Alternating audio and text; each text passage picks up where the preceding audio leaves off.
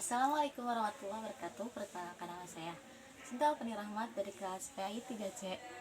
Mata kuliah Teknologi Pendidikan akan memaparkan mengenai cara mendidik anak di era digital. Mendidik anak di zaman milenial rasanya lebih sulit dibandingkan pola asuh yang diterapkan orang tua zaman dulu. Pasalnya, anak-anak kini tumbuh dengan kecanggihan teknologi yang memudahkan akses informasi kapanpun dan dimanapun.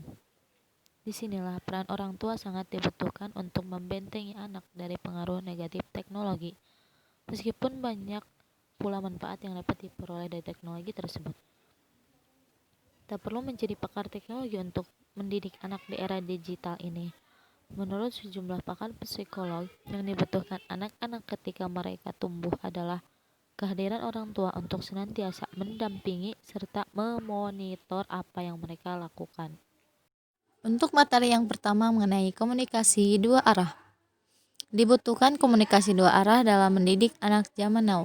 Artinya, orang tua tidak hanya sekedar melarang atau memberi instruksi kepada anak saja, tetapi juga bersikap sebagai pendengar yang baik dan memberikan solusi atas segala permasalahan yang dihadapi anak. Komunikasikan secara terbuka hal-hal apa saja yang belum pantas dilakukan atau dilihat oleh anak. Misalnya, menjelaskan mengapa orang tua melarang atau menonton video tayangan dengan konten orang dewasa. Jelaskan pula aturan yang bijak dalam menggunakan gadget. Komunikasi terbuka antara orang tua dan anak terbukti efektif membentengi anak dari pengaruh negatif pemakaian gadget. Dan ke materi yang kedua, yakni bagaimana caranya mengembangkan bakat anak. Sebenarnya ada banyak manfaat yang bisa diperoleh dari kecanggihan teknologi melalui gadget dan internet. Proses belajar anak menjadi lebih variatif dan menyenangkan. Manfaatkan teknologi untuk mengembangkan bakat anak. Misalnya, jika anak memiliki bakat memasak, menjahit, ataupun menari, kita bisa memutar video tutorial yang bisa ditiru atau menjadi inspirasi bagi anak tersebut. Nah, pada usia sekolah, ajaklah dia untuk berkreasi, membuat dan mengedit video yang kemudian diunggah ke akun sosial media. Dengan begitu, teknologi menjadi alat untuk mengembangkan kreativitas dan bakat anak. Tentu saja dengan bimbingan orang tua. Materi yang ketiga mengenai monitor aktivitas anak.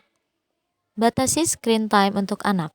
Buatlah kesepakatan dengan anak kapan ia boleh menggunakan gadget dan berapa lama waktu pemakaiannya. Selain itu, sepakati pula jenis konten apa saja yang boleh dan tidak boleh dilihatnya.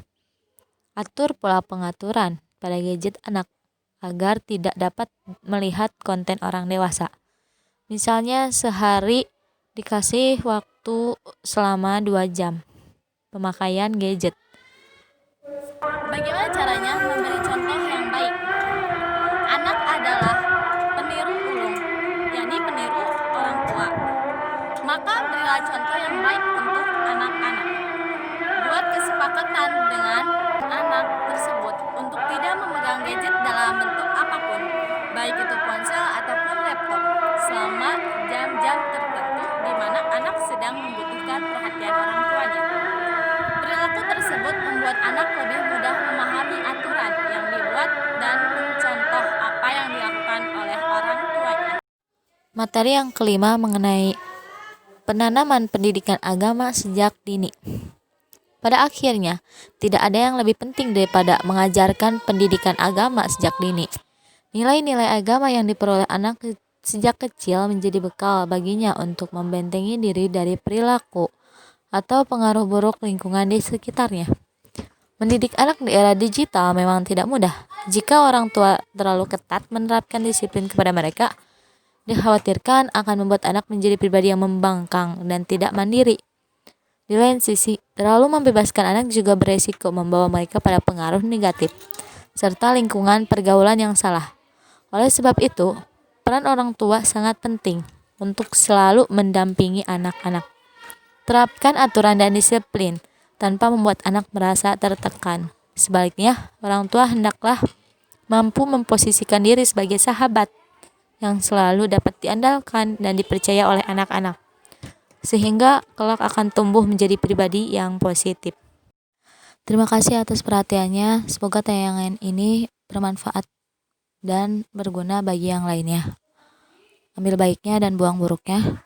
Unzur maqala wa tangzur man qala. Wallahul muwaffiq ila aqwamit thoriq. Wassalamualaikum warahmatullahi wabarakatuh.